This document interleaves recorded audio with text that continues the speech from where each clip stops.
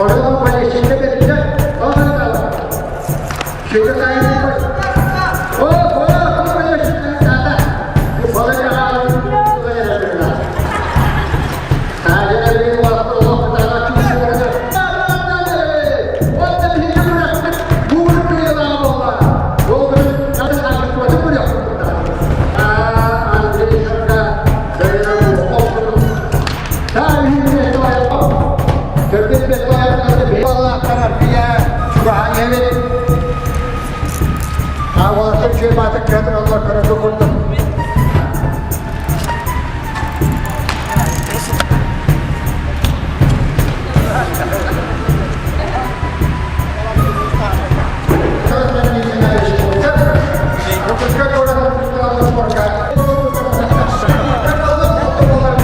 Сегодня спорткомплекс «Амадун» в рамках фестиваля «Зима начинается с Якутии» прошли соревнования по Северному многоборью Староганина-2014.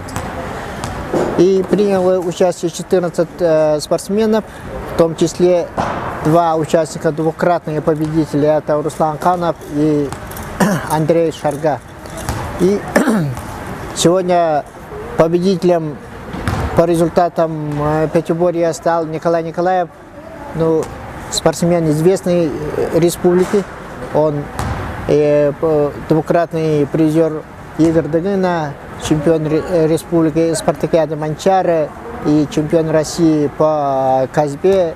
И поэтому победа считается вроде закономерной, но борьба была упорная. До последнего вида соревнований еще не было известно, что выиграть чемпионом станет или Андрей Шарга, или Николай Николаев. Но по расчистке рыбы первое место занял Николай Николаев, так он утвердил себя победителем этих соревнований.